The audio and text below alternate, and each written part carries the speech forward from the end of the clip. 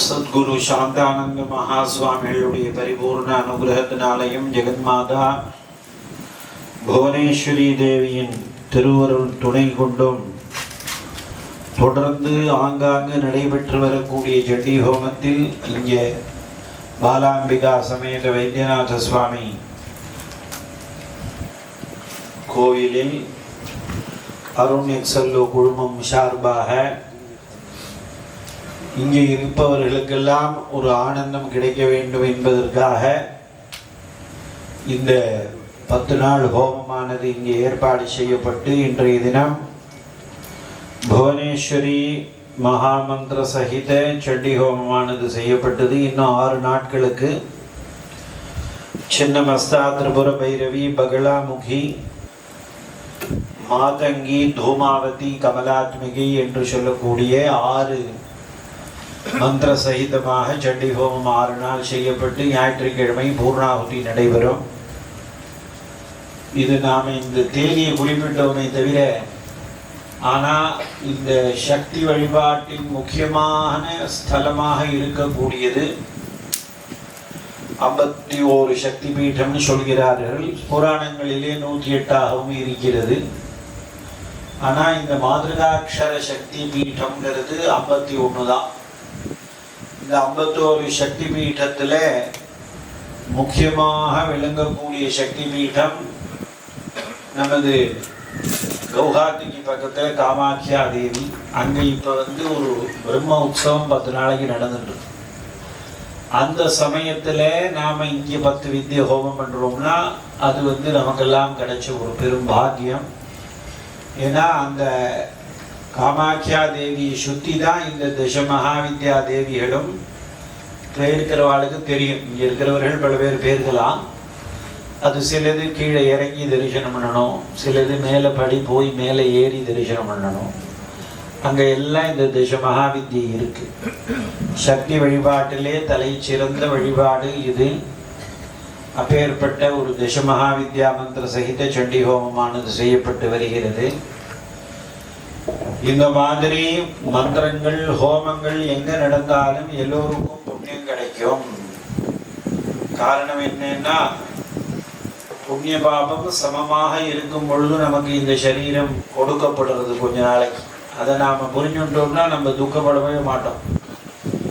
கொஞ்ச நாளைக்கு பூலோகத்துல நமக்கு இந்த சரீரம் கொடுக்கப்பட்டுள்ளது அப்படிங்கிறது தெளிவா தெரிஞ்சுட்டோம்னா நமக்கு எந்த விதமான ஒரு துக்கமும் ஒரு பயமும் நம்ம மனசை பாதிக்க போறது இல்லை.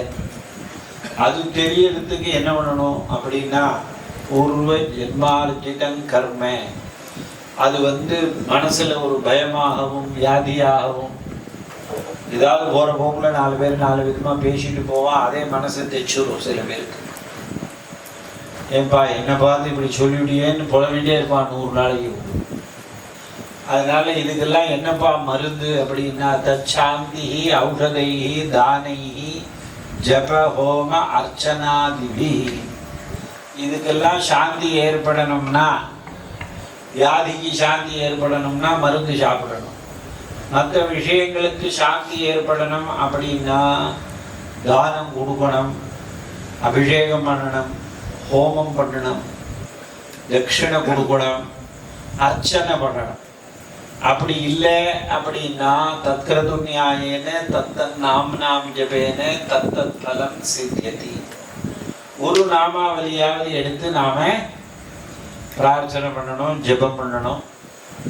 இந்த காயத்ரி ஜபம் பண்றோமே அப்படின்னாக்க அது கண்டிப்பா பண்ணி ஆகணும்.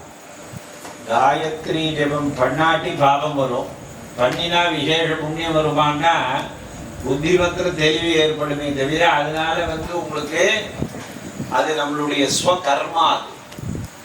நாம கண்டிப்பாக செய்ய வேண்டிய நித்திய கர்மாக்கள்ல அது சேர்ந்தாச்சு. அதனால இதெல்லாம் நைமித்திக விசேஷமாக பலனை கொடுக்கக்கூடிய புராணோக்த கர்மாக்கள்.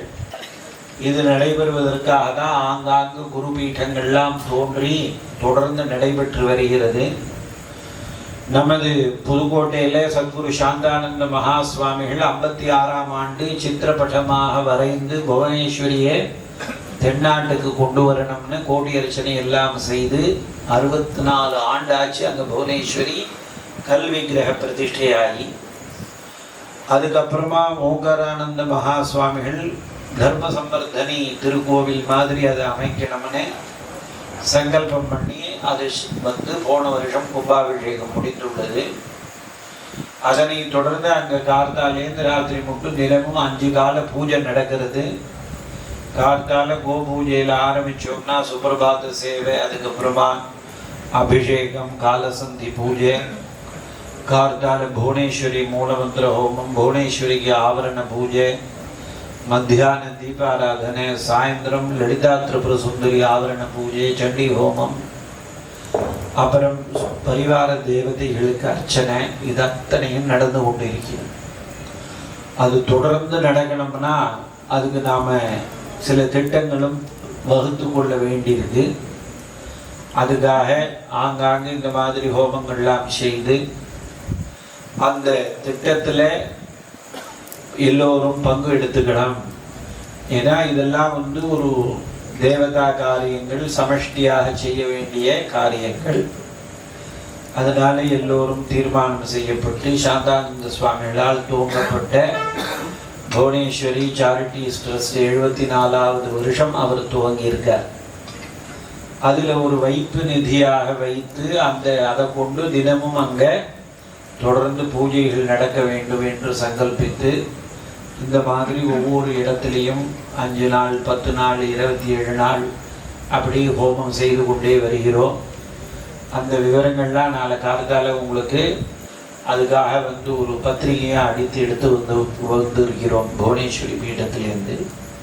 அது எல்லாத்தையும் இங்கே இருக்கக்கூடிய மேனேஜர், அப்புறம் குரு சேவக் வியாச நாராயணன் எல்லாரும் கொடுப்பார்கள் உங்களுக்கு.